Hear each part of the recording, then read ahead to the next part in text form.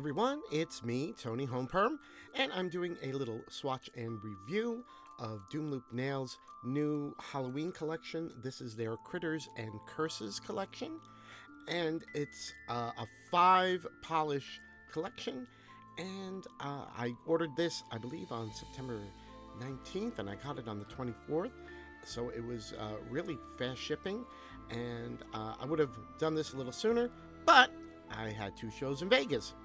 However, I'm home now and really excited to get into these polishes.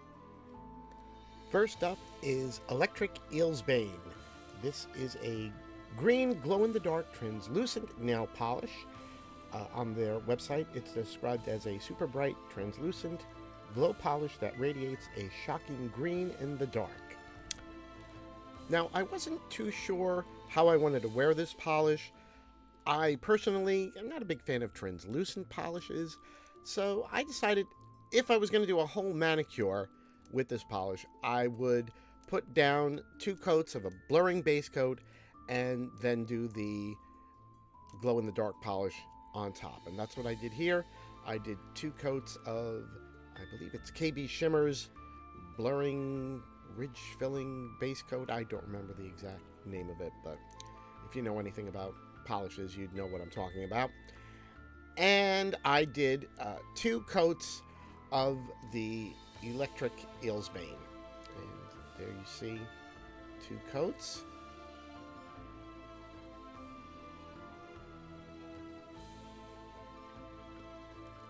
And here it is in the dark, and you can see it's really bright.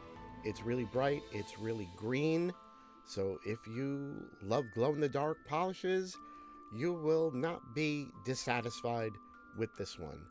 I have a few glow-in-the-dark polishes, but I don't think I've ever actually worn one. So this is actually the first time I actually applied one onto the actual nail. Now, while I was doing this, I said to myself, well, this is a Halloween collection, and glow-in-the-dark is really fun. Maybe it might be fun to put a stamp on top of this. And that is what I decided to do here. I just very quickly stamped on a cobweb, and please forgive my stamping skills. They're not the best, but I was having fun. So I thought, let me just stamp on a cobweb and then see how it looks. And here is the nail in the dark. And I think that looks really cool. Now, like I said, my stamping skills, they're not the best. I was just doing this for fun, because if you can't have fun with your nail polish, then what are you even using it for anyway, right? But I think if you are into stamping and glow-in-the-dark, you could really make a fun glow-in-the-dark manicure with Electric Eelsbane. Next up is Pyroplasma. It's described as a neon pumpkin jelly loaded with iridescent microflakes for extra Halloween sparkle.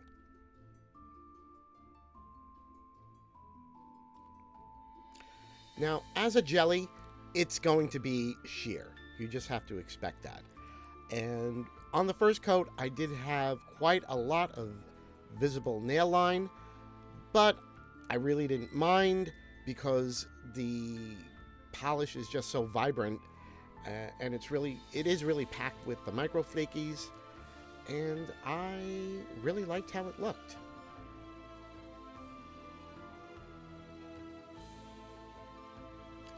I'm going in here with my second coat, just trying to build it up, because personally I'm not crazy about my visible nail line showing, and I wanted to try and hide that as much as possible.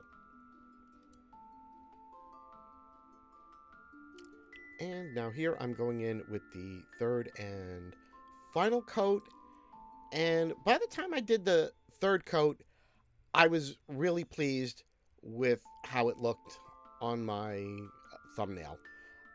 I never ever thought I would have so much visible nail line, but my thumb has really come along quite well in my journey of trying to grow it out. And here it is with a glossy top coat on, doing my thumb wiggles. Sorry about, there's some little cat hairs there.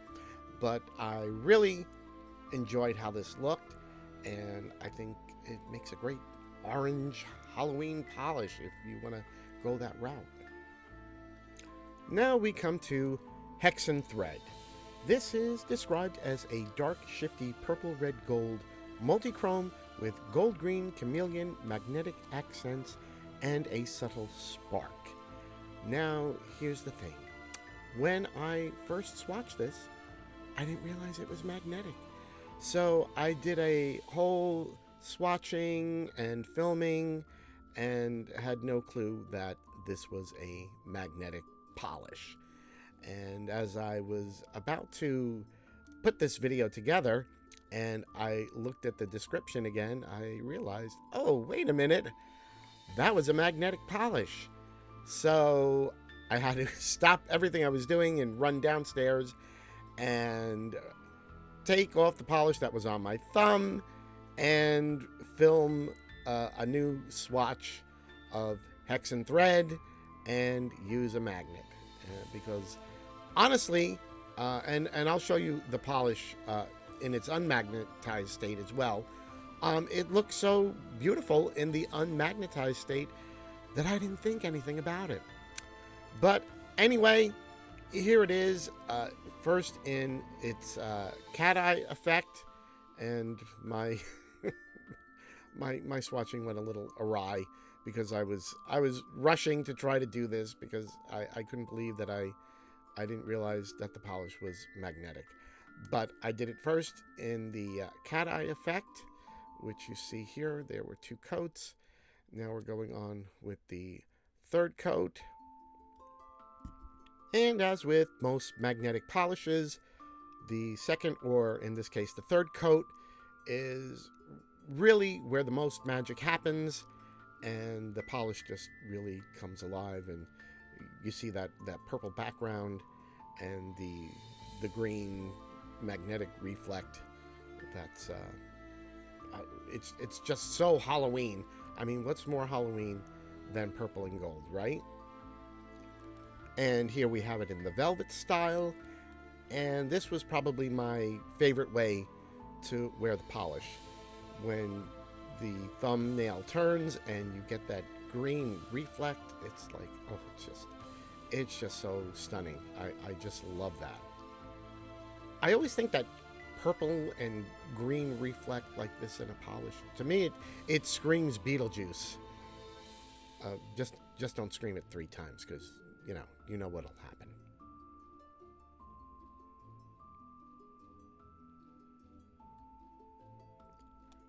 And just because I said I would, here it is, unmagnetized. And you can see, even unmagnetized, it's really beautiful.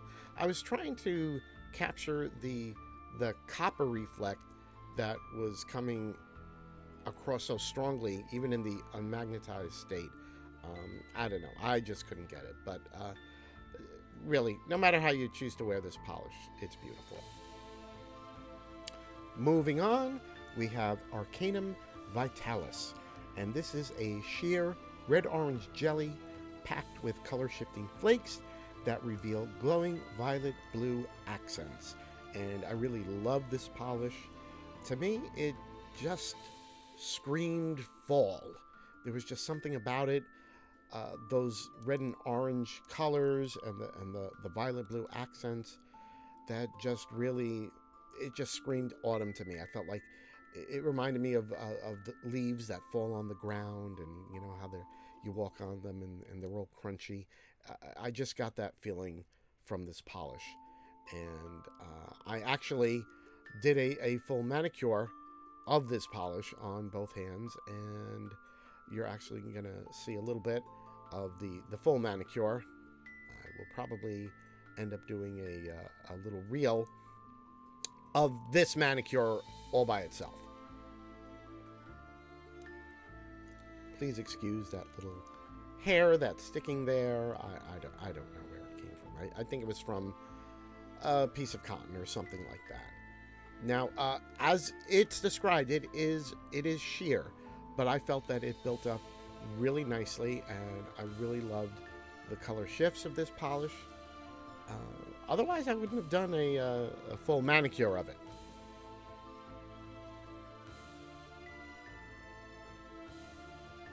Here I'm going in with the third and final coat of the polish.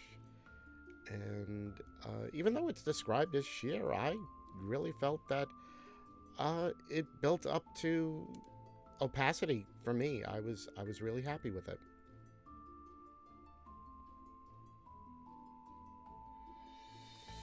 And here it is with a glossy top coat, and you can see just how beautiful it is. The red, the orange, the blue violet flakies. It's really beautiful. I love having this on right now as we're heading into autumn. Although as I'm recording this, it feels about 90 degrees in my bedroom. But sweater weather will be here soon enough, I promise you.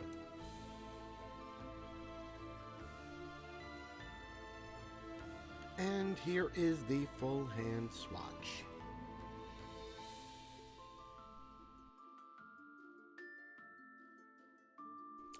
Last but not least in the collection is Voidling. This is described as a one-coat carbon black that glides effortlessly and dries to a luxe matte finish.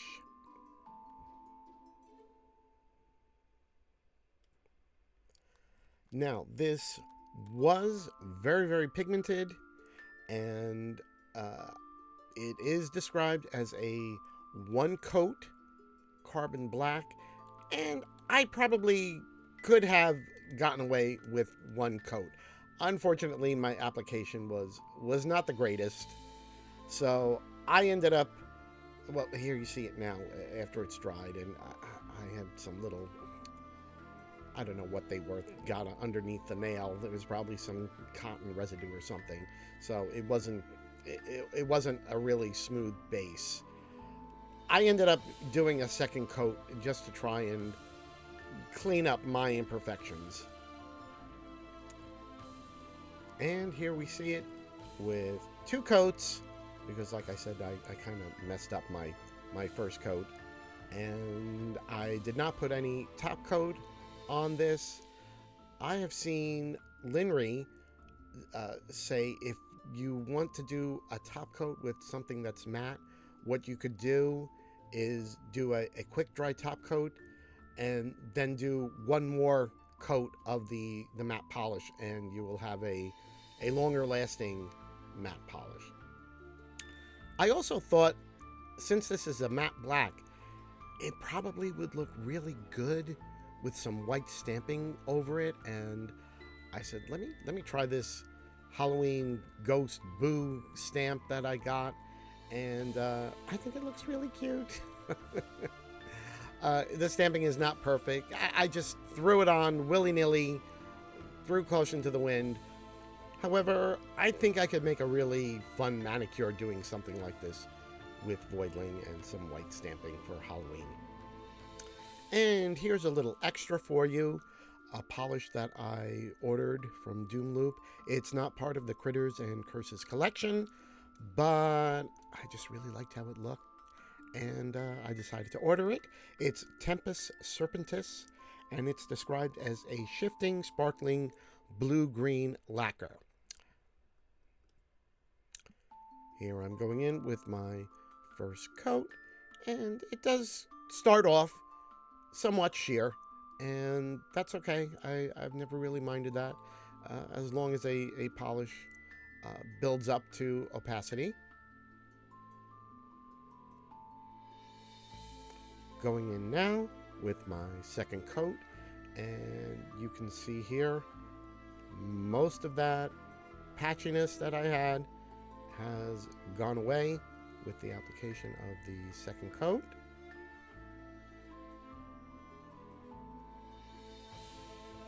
And now I'm going in with my third and final coat, and with the third coat, it just really all came together. It's just so beautiful. I love a dark turquoise, and this is a beautiful dark turquoise. And here it is with a glossy top coat, and you can see it's just beautiful. It really is. And I think it actually goes really nicely with this collection, even though it was not created to be part of this collection. I just sort of tacked it on, but I just feel it really goes nice with the colors in the collection. And what can I say? I'm a turquoise hoe. Don't judge me. And there you have it, the entire Critters and Curses collection from Doom Loop Nails. I'm really happy with everything in this collection. I really love the colors. Everything applied really nicely, and I don't have anything bad or negative to say about it. They are an LGBTQ plus owned brand. Myself, being an LGBTQ plus nail enthusiast, I try to support LGBTQ plus brands, and I have to say I've ordered quite a few polishes from Doom Loop, and I'm happy with everything that I've received. I think right now the collection, you can get the entire collection for only $35.96, which is a great deal. So I would say if you like these polishes, do yourself a favor and order them. Thanks for watching.